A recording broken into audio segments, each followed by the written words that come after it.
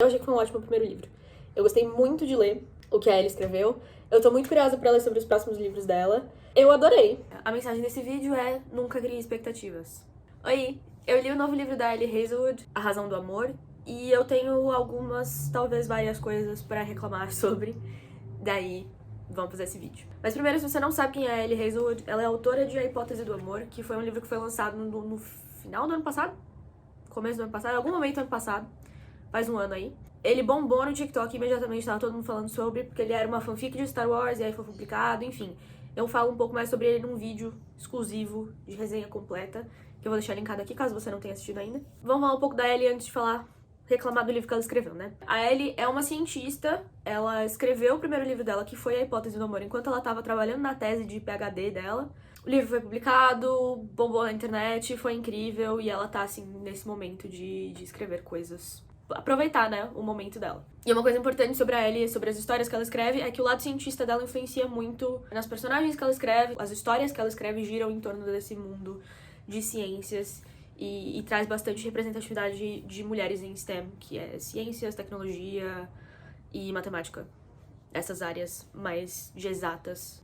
Esse vídeo vai ter alguns spoilers. Se você não quer saber absolutamente nada sobre a história, não recomendo que você assista.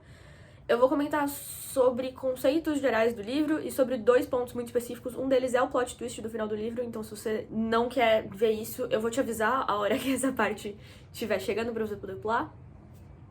Mas no geral eu não vou comentar sobre coisas muito específicas, eu não vou te contar exatamente o que acontece na história. De qualquer jeito eu vou deixar aqui a parte das minhas considerações finais. A partir desse momento aqui não vai ter mais nenhum spoiler. Então vamos lá, antes da gente começar a reclamar, vou te contar aqui a sinopse do livro.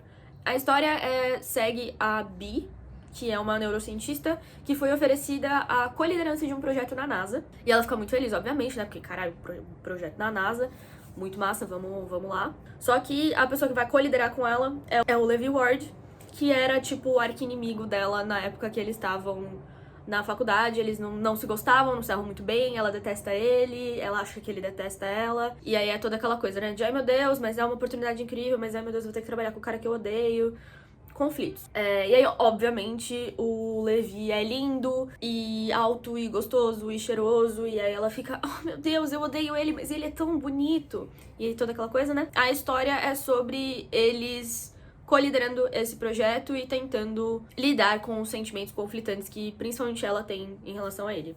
Vou entrar mais em detalhes logo sobre isso. E aí, um aviso de gatilho: esse vídeo fala sobre traição e sobre traumas gerados por conta de traição. É uma questão bem central do livro.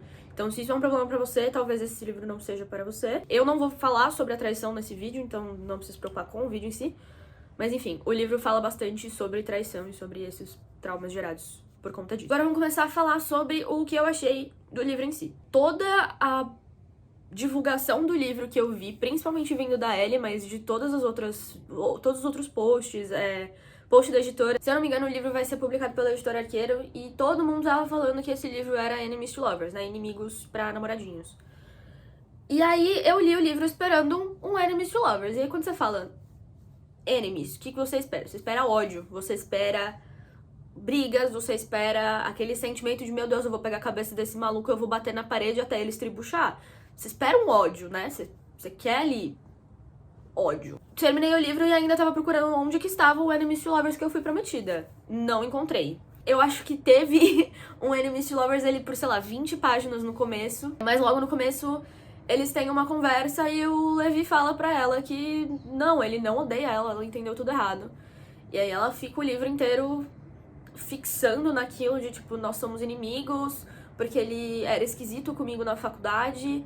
E não tem não tem ali o negócio do inimigo, é tudo na cabeça dela. Eu fiquei um pouco decepcionada com isso. Acho que o livro foi divulgado da maneira errada. E se você tá indo com a expectativa de ler um Enemies to Lovers, você vai se decepcionar. Esse livro não é Enemies to Lovers. Esse livro tem um conflito nesse sentido muito no começo, mas desde o começo é muito claro que ele, principalmente, não odeia ela. E aí, beleza. Pode ser um pouco porque a Ellie também fala bastante na divulgação dela do livro que é aquele tipo de clichê que o cara se apaixona primeiro, então você já entra no livro sabendo que talvez ele já tenha sentimentos por ela ou alguma coisa nesse sentido.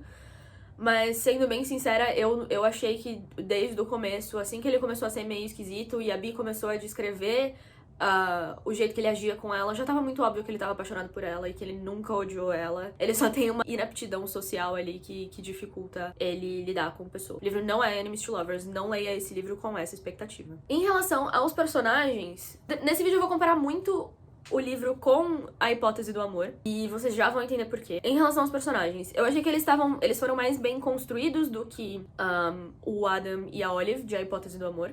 A minha teoria em relação a isso é que o Adam e a Olive, eles nasceram de uma fanfic.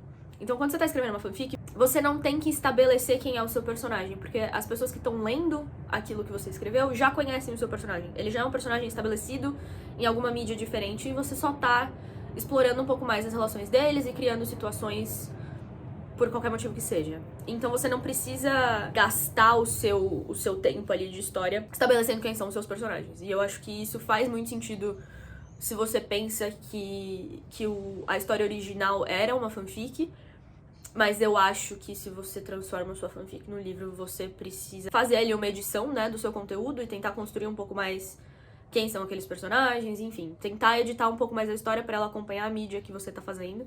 Mas enfim, eu tô falando da Hipótese do Amor, que vai falar sobre A Razão do Amor. Em A Razão do Amor, achei que os personagens estavam mais bem construídos. Mas eu ainda senti que faltou coisa pra gente sentir que os personagens eram reais. Sem entrar em muitos detalhes, o Levi, ele tem alguns traumas e ele fala muito abertamente no livro que ele passou por terapia. E é só por isso que ele conseguiu lidar com essas questões que ele tem. Só que a gente não vê os resultados dessa terapia exatamente no livro. A gente consegue entender algumas coisas, a gente vê os resultados da terapia que ele fez em alguns momentos específicos, mas tem outros momentos que não faz sentido nenhum. Então, por exemplo, e aí contando sobre uma situação específica do livro. O livro mostra um jantar com os pais dele, em que os pais dele estão sendo extremamente babacas e pressionando ele em algumas questões, enfim, sendo extremamente babacas. E ele não reage em momento nenhum, ele não fala, ele não responde, ele só tá, tipo, sentado na mesa, comendo a comida dele e ignorando tudo que tá acontecendo ao redor dele. E vários pontos a comentar sobre isso. Óbvio que terapia não é um tratamento linear e pode ser que você consiga lidar com algumas questões mais rápido do que outras, e talvez essa questão com os pais dele seja ainda mais delicada e ele não tenha conseguido criar um jeito de lidar com essas situações de uma maneira saudável e racional, que não seja ignorar os pais dele por enquanto. Ok, pode ser isso. Mas eu senti que era um ótimo momento, talvez não necessariamente pra mostrar ativamente ele rebatendo os pais e tendo ali, né, criando conflito naquela situação, mas era um momento pra gente tentar ver um pouco mais sobre o que o Levi como personagem, como ele lida com o conflito e como ele lida com esse trauma que ele tem na vida dele, e isso não foi explorado, e eu senti que foi uma oportunidade perdida. Eu consigo ver os pais dele e como a relação dos pais dele pode ter afetado ele, mas eu não sei quem é o Levi de agora, dessa história. Em relação a Bee, eu vi vários comentários falando sobre como ela era só uma Manic Pixie Dream Girl, era super estereotipada e não tinha muito conteúdo ali, né? E aí eu queria comentar sobre isso, porque eu discordo. Talvez ela seja uma Manic Pixie Dream Girl, mas eu não acho que ela é tão rasa quanto as pessoas estavam falando. Mas primeiro, o que é uma Manic Pixie Dream Girl? Ele é um estereótipo de personagem feminina que é comumente retratado na mídia como aquela garota diferentona e meio peculiar e meio esquisita, mas de um jeito misterioso e legal, que só existe na história única e exclusivamente pra fazer o personagem masculino principal se mover na história dele. Ela não tem desejos próprios, ela não tem uma força que move a história dela independente da história do cara, ela só tá lá pra fazer a história dele acontecer. Você pode pensar, por exemplo, na Ramona Flowers, de Scott Pilgrim, ou na Summer, de 500 Dias com Ela. Só que, por que eu discordo disso?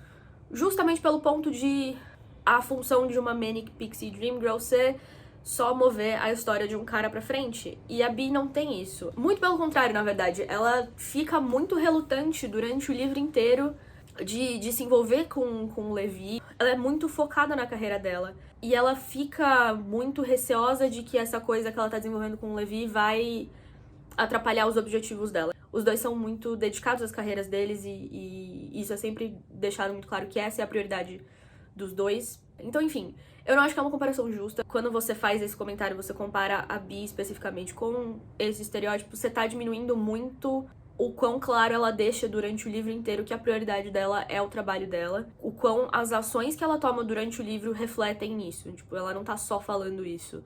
Tudo que ela faz durante o livro reflete nela especificamente, em como a vida dela vai se mover dali pra frente e como a carreira dela vai se desenvolver dali pra frente. Enfim, eu acho que isso é o que torna a Bee muito interessante.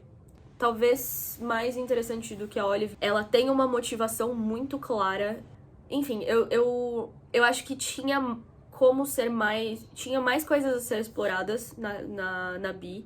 Mas eu senti que ela já foi mais bem construída e mais... Ela é uma personagem mais redondinha do que a Olive, por exemplo. E ainda falando sobre personagens, existem os personagens secundários da história, né? E a primeira que eu quero falar sobre era a Rossio. Enfim, a assistente da Bee.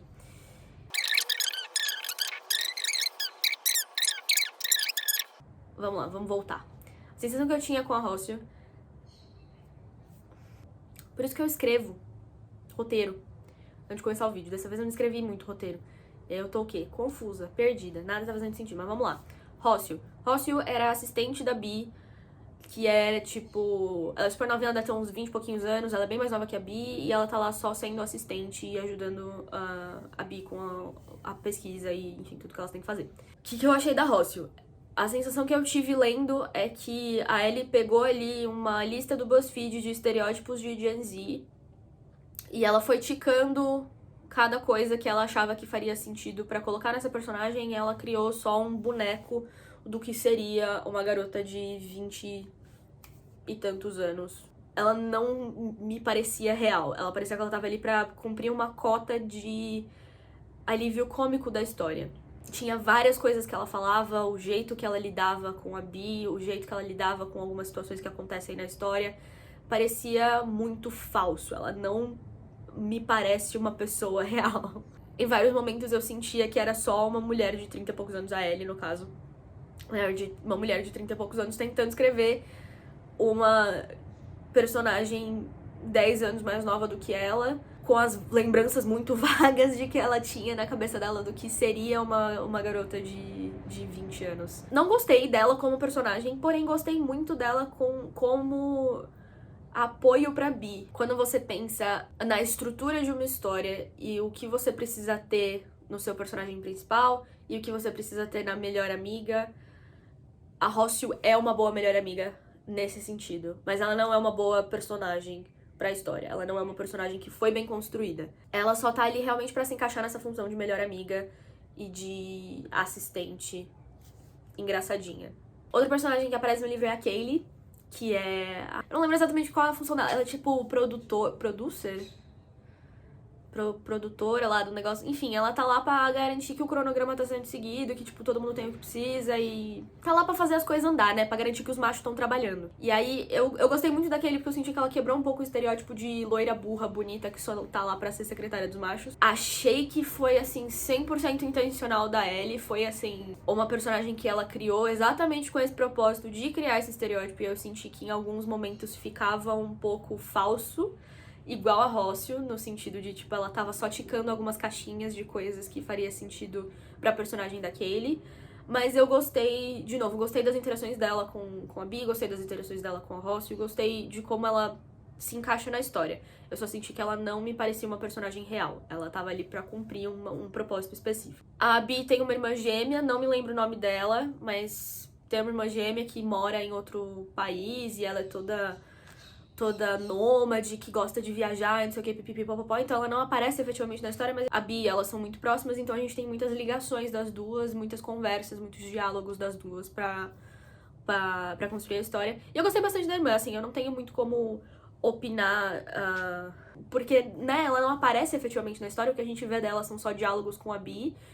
Mas eu gostei dela, eu gostei dos diálogos que ela teve com a Bee, eu senti um pouco menos de que ela tava ali só pra cumprir uma caixinha específica de um tipo específico de personagem que a Ellie achou que precisava ter na história. Ela me parecia um pouco mais uma pessoa real, Mas tem a questão de que eu não vi ela realmente fazendo nada na história, né? Porque ela só tava lá em diálogos pelo telefone pra conversar com a Bee e, tipo, ver como estão indo as coisas e tal. Então, foi uma personagem secundária um pouquinho mais bem construída, mas ao mesmo tempo não tinha muito realmente como cagar ela, porque era só diálogo que a menina tava aparecendo, né? Então, tem essa questão aí. E aí tem o Guy também, que ele é um astronauta barra engenheiro, ele tá no time do Levi, e eles trabalham juntos e tal, e a Bee fala muito sobre como ele tem muito mais experiência no projeto do que o Levi, faria muito mais sentido ele ser o dono do projeto, tipo, ele ser o líder do projeto, não sei o quê, mas ele tá sempre lá muito bonzinho, muito gentil, com vontade de participar das coisas e ajudando todo mundo, e ele tá lá. Esse é o Guy. Aqui entra a parte do spoiler, se você não quer nenhum tipo de spoiler, pula até essa parte aqui. Mas aí agora eu vou falar sobre coisas que acontecem na história em si. De novo, vou ter que comparar com Hipótese do Amor, porque é o que todo mundo tá falando. Razão do Amor é a mesma coisa que Hipótese do Amor, é a mesma história, não sei o quê. O que eu achei? Eu achei que é a mesma coisa. Quando você para pra analisar a estrutura da história, é a mesma história. Elas seguem a mesma fórmula. Tem ali um ódio da menina com o cara, meio baseado em ideias da cabeça dela. Não tem nada muito concreto ali, é só uma coisa que ela botou na cabeça dela e ela tá odiando o cara. Desde o começo o cara tá apaixonado por ela, mas ele tem zero habilidade social, então ele não sabe demonstrar isso e ele só parece muito rabugento e muito seco e muito arrogante. E ele demonstra que não gosta dela, mas na verdade ele tá super apaixonado por ela desde o começo da história. Eles são forçados a ficar próximos por conta de algum motivo maior, né? Então na hipótese do amor é o relacionamento falso, que eles têm que fingir pra amiga e fingir pra faculdade que eles estão juntos. E na razão do amor é o projeto da NASA, que eles têm que trabalhar juntos, então eles têm que conviver e eles precisam ficar próximos nesse sentido. E aí acontece algum desastre no lado científico, e aí entra o plot twist, né? Na hipótese do amor, não vou falar o que é, que se você não leu ainda, não vou te dar spoiler, mas acontece ali uma coisa horrível, e aí acontece algum desastre no lado científico, e é aqui que entra o plot twist do livro, que você fica, oh meu Deus, eu não vi isso vindo, e aí tem algum ato heróico do cara, alguma coisa que, nossa, vai salvar tudo, vai resolver todos os problemas, e eles ficam juntos no final, felizes, enfim. Seguir uma estrutura bem definida não é necessariamente um problema. Eu acho que eu falo um pouco sobre isso no vídeo da hipótese do amor. Clichês não são um problema. Seguir uma estrutura bem definida não necessariamente é um problema. Se você sabe transformar isso o suficiente pra você ter histórias diferentes toda vez que você faz. O meu problema com a razão do amor é que tudo era muito parecido com a hipótese do amor, incluindo o plot twist. E aí entra o primeiro spoiler desse vídeo.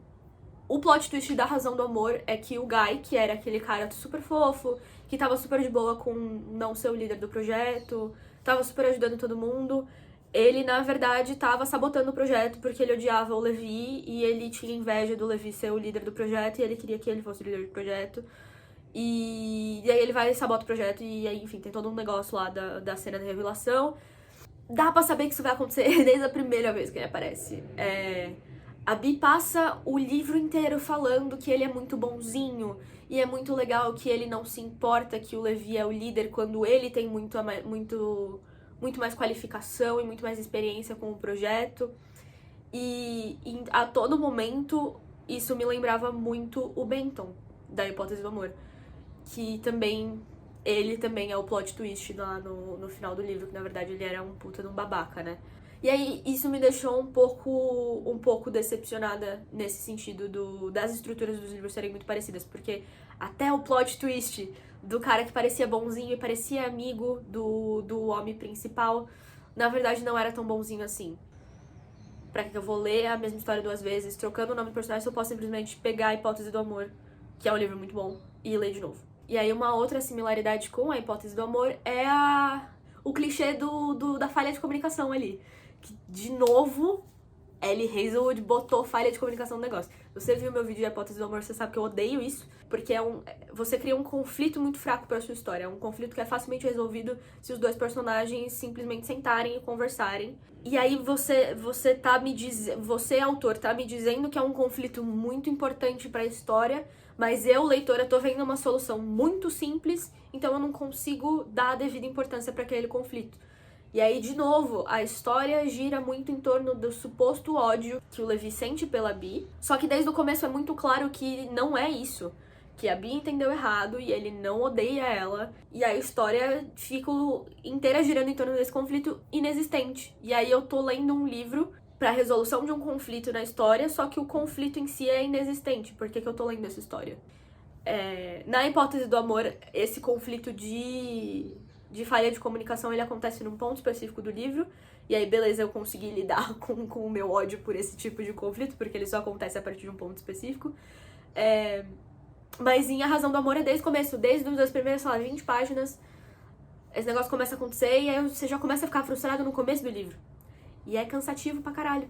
E aí, né, agora que eu já passei sei lá quantos minutos aqui descascando a história, eu queria comentar sobre um ponto específico que me deixou com sentimentos conflitantes. Não vou falar que eu odiei. Desgostei, mas tinha potencial pra eu ter gostado muito. Uma parte importante da história é que a Bee tem uma conta no Twitter que chama What Would Marie Do? Marie Curie. Essa mulher aqui, química lá, vencedor do Prêmio Nobel, etc, etc. A Bee gosta muito dela e aí ela tem uma conta no Twitter sobre o que essa mulher faria em situações específicas. E aí, como que funciona esse negócio? Se eu não me engano, ela era, tipo, professora assistente, e aí ela foi fazer uma pesquisa anônima com os alunos, e ela sofreu muito assédio dos alunos nessa pesquisa, os caras foram super babacas com ela e tal, e aí ela criou essa conta pra desabafar. O que acontece? O ponto principal dessa conta em específico é que é uma conta anônima. Em nenhum momento a Bee fala, oi, eu sou a Bee, eu sou dona dessa conta, vamos ser amigas e vamos conversar sobre. Ela acaba criando uma comunidade de mulheres em áreas de exatas, que se apoiam e se ajudam em situações de machismo ou de dificuldades X que elas passam por serem mulheres nas áreas de exatas. Ela não quer ser famosa, ela só quer criar essa comunidade. E isso eu achei muito legal. Todos os pontos da história que ela fala sobre a conta e todas as interações que ela tem lá dentro são muito interessantes de ler sobre. Eu acho que foi um jeito muito bacana que a Ellie inventou de falar sobre essas situações de machismo que acontecem na área, que é uma coisa que ela claramente gosta de falar sobre, ela gosta de discutir sobre esses temas. Ela faz isso bastante na Hipótese do Amor também.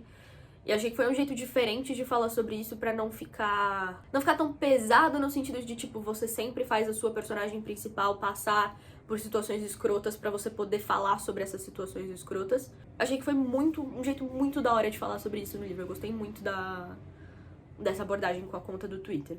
E aí, o que acontece? Acontecem algumas situações ali no livro, e aí a Bee posta um tweet sobre o processo de seleção de candidatos para os programas de graduação das universidades que têm cursos de exatas, questionando esse processo de seleção, porque ele é um processo elitista e, enfim, é um processo meio problemático, no sentido de que ele dá mais oportunidades para as pessoas ricas e, enfim. Enfim, a Bee questiona um pouco esse processo de seleção, né? E aí isso vira toda uma situação, vira um protesto real, tipo, no mundo real, de pessoas que concordam com o que ela falou, que, tipo, realmente é um processo super problemático e precisa ser revisto. E aí vira, né, todo um negócio real e, tipo, pessoas estão dando entrevistas, as pessoas estão organizando passeatas e organizando protestos e fazendo virar uma coisa real. Num determinado momento, o Twitter dela é invadido, eles forjam mensagens dela com a instituição que cuida desse processo seletivo, como se ela tivesse meio que se vendendo pros caras e falando, tipo, não, fui eu que comecei, eu consigo controlar essa situação, mas aí, né, vocês vão ter que me pagar e não sei o quê. Meio que dando a entender que ela tava se vendendo pros caras e tentando minar o movimento, manchando a reputação da Bee, manchando a reputação da conta, né, porque a Bee não é aberta. E aí, além disso, ela recebe não lembro se era um processo, era uma intimação, era alguma coisa nesse sentido, com o nome real dela. Não, tipo, você, conta do Twitter, precisa parar de postar sobre isso, mas você, Bee, precisa parar de postar sobre isso. E aí começa o conflito, porque, de novo, ela era uma conta anônima, não tinha como ninguém saber, e não foi ela que mandou essas mensagens pros caras do processo seletivo. E aí começa a criar aquele conflito de tipo, beleza, como que descobriram quem eu sou? O que eu faço agora? Porque a minha reputação está sendo destruída. A minha reputação nessa conta tá sendo destruída. Isso tá destruindo a comunidade que eu tinha criado. Como que eu vou lidar com isso? E tinha um potencial de ser um puta conflito. Na minha humilde opinião, inclusive, melhor do que o conflito com o Guy. Eu acho que o conflito com o Guy não precisava ter acontecido.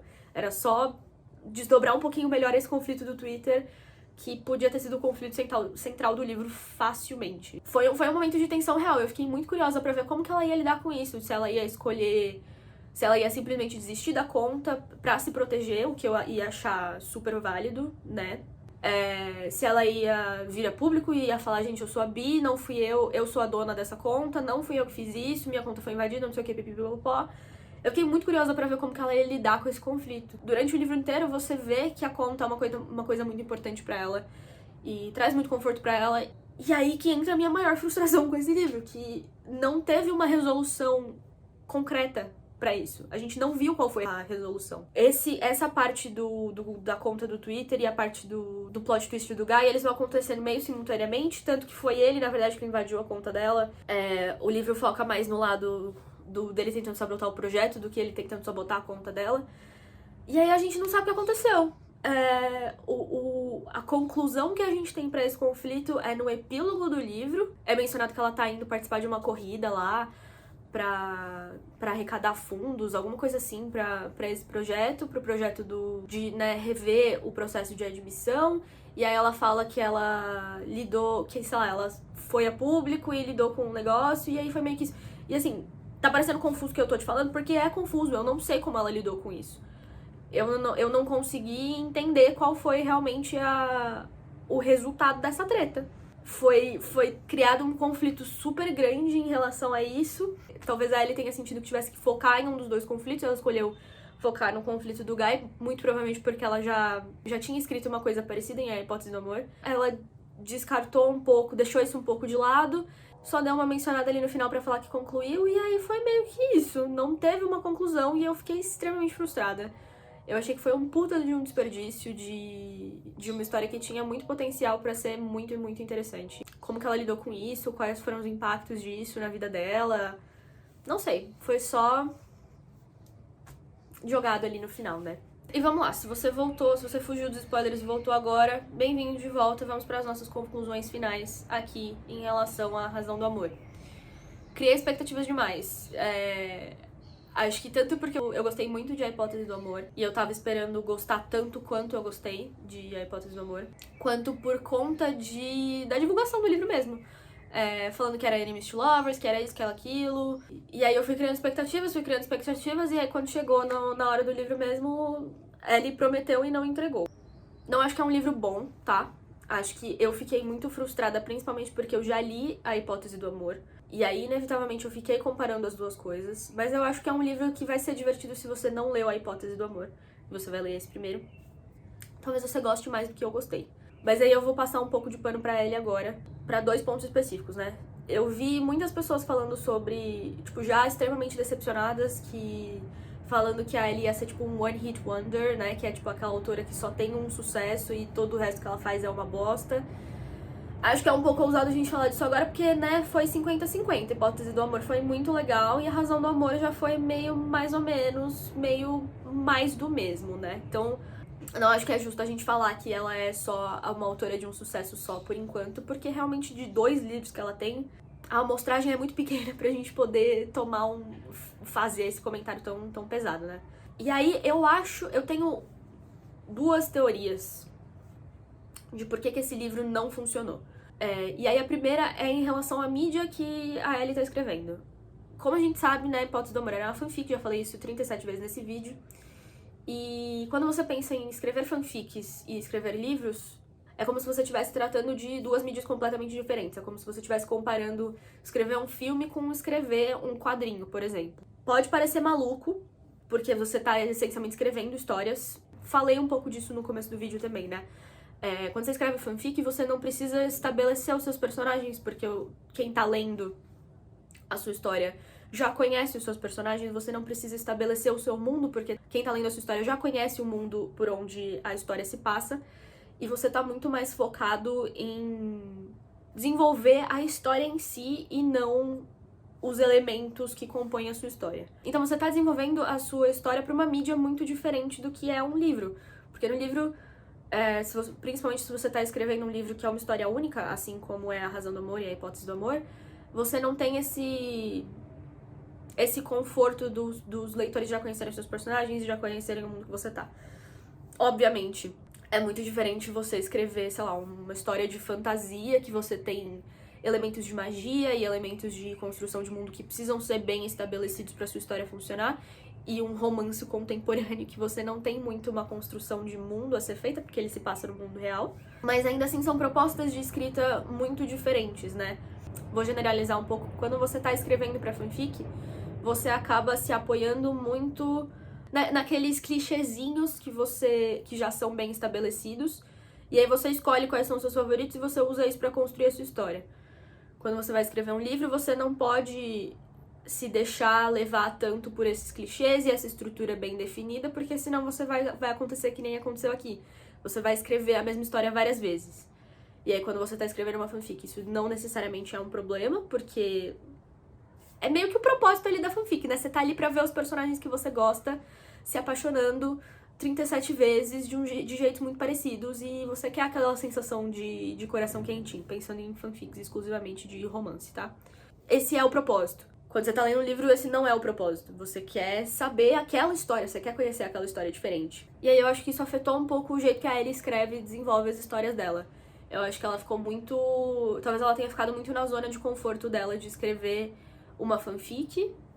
Então, dependendo dos clichês, usando uma estrutura que ela sabe que funciona, contando que os personagens dela já são bem estabelecidos na mente do leitor, e acabou colocando ela numa zona de conforto que impediu ela de desenvolver a história tanto quanto ela podia ter desenvolvido. Porque a premissa da história é legal.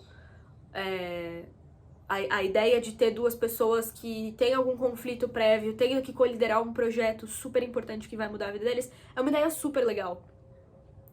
Mas se você se deixa ficar nessa zona de conforto da estrutura conhecida, dos clichês conhecidos, você não consegue desenvolver a sua história tanto quanto ela poderia ser desenvolvida. Eu acho que foi isso que aconteceu com a Ellie. E aí a minha segunda teoria é que eu não sei se ela já tinha algum contrato antes de publicar A Hipótese do Amor, e aí já tinham estabelecido que você vai escrever X livros em Y tempo, e aí precisa cumprir esse contrato, ou se depois que ela publicou A Hipótese do Amor e foi um super sucesso, a editora chegou pra ela e falou, tá, eu quero mais um livro em 1 ano pra gente poder aproveitar esse hype que você tá tendo agora.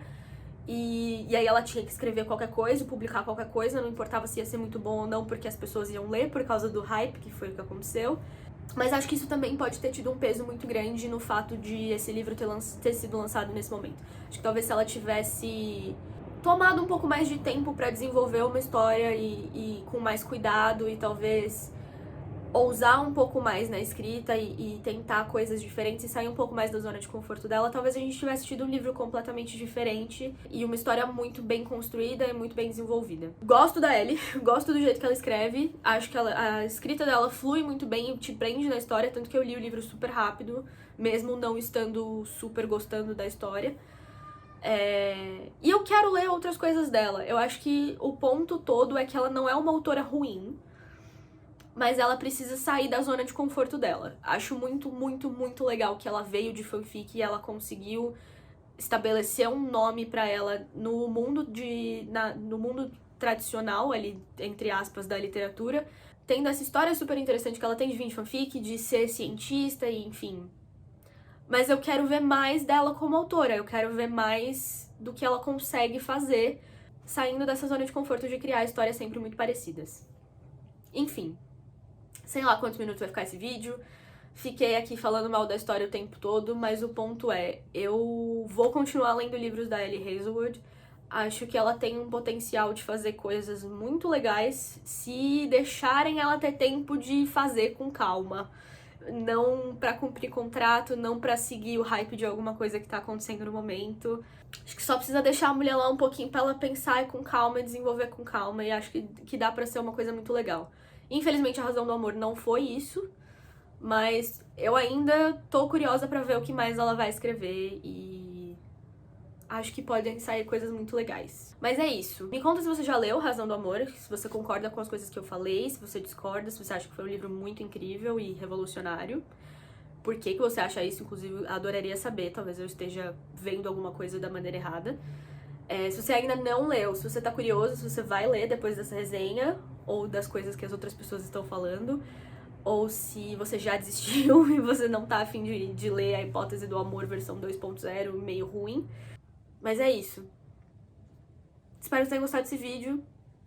Te vejo no próximo. Tchau!